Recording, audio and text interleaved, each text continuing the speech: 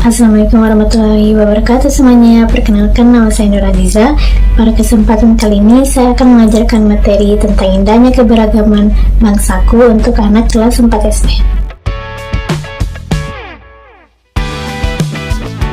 Adapun tujuan pembelajaran pada materi hari ini, yang pertama, siswa dapat mengidentifikasi gagasan pokok dan pendukung di setiap paragraf dari teks dengan mandiri. Yang kedua, dapat menyebutkan keberagaman budaya, etnis, dan agama dari teman-teman di kelas sebagai identitas bangsa Indonesia dengan lengkap. Yang ketiga, siswa dapat menjelaskan cara menghasilkan bunyi dari beragam benda di sekitarnya dengan lengkap. Setiap bacaan biasanya terdapat beberapa paragraf. Dalam satu paragraf biasanya memiliki gagasan pokok yang didukung oleh gagasan pendukung.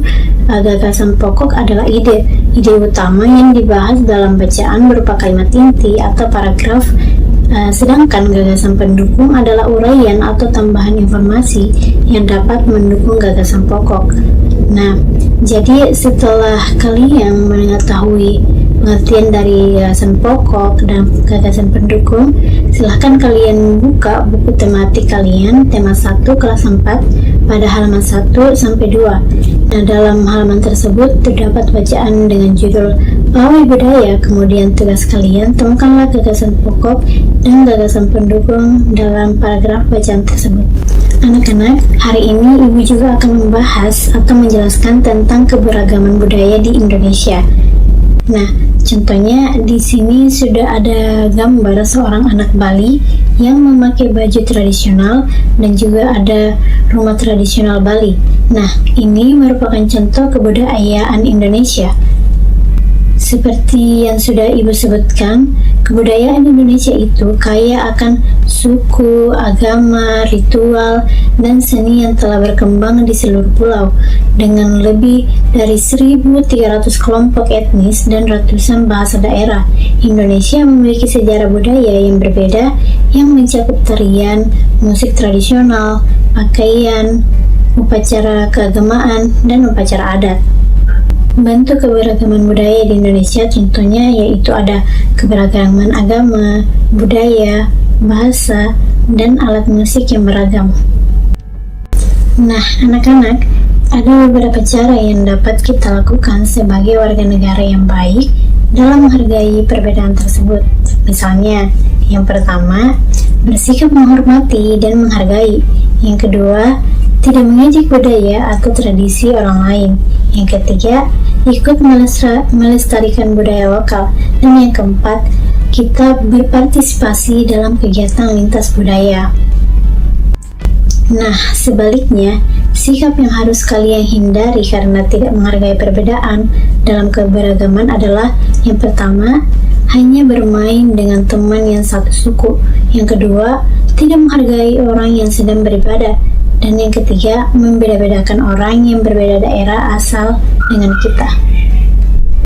Sebagai anak Indonesia, kalian harus bangga terhadap keberagaman yang ada di Indonesia. Kalian harus menghargai perbedaan yang ada. Selain kaya akan keberagaman budaya, etnis, dan agama, Indonesia juga kaya akan keberagaman alat musik. Alat musik yang dimiliki setiap suku di Indonesia memiliki keberagaman dan memiliki cara sendiri yang dapat memainkannya. Kemudian masih banyak alat musik lainnya. Nah, seperti kecapi, alat musik ini berasal dari Jawa Barat dengan cara memainkannya yaitu dipetik. Kemudian ada angklung.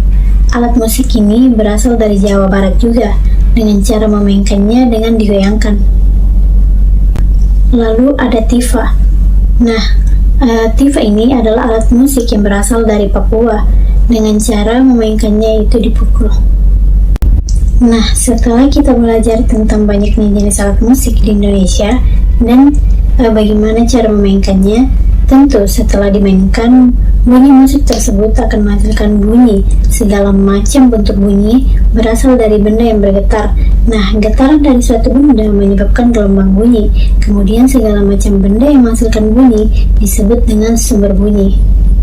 Setelah kalian belajar bagaimana cara menghasilkan bunyi, nah tugas kalian di rumah adalah membuat bunyi dari berbagai barang yang ada di sekitarmu, seperti botol, sendok, ember, kaleng bekas, dan lain-lain. Nah, usahakanlah bunyi yang dihasilkan itu enak didengar di telinga, sebagaimana dengan bunyi yang kalian hasilkan, begitu pula keberagaman yang ada di Indonesia akan tetap baik, akan tetap bersatu jika kalian tetap menghargai perbedaan yang ada untuk mewujudkan persatuan dan kesatuan di Indonesia. Demikian materi yang bisa saya sampaikan hari ini. Semoga materi tentang keberagaman budaya bangsaku ini bisa bermanfaat bagi kalian.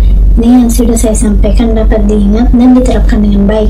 Terima kasih kepada kalian semua sudah memperhatikan materi hari ini dengan baik. Dan jangan pernah berhenti belajar untuk mendapatkan ilmu baru. Sekian dari saya.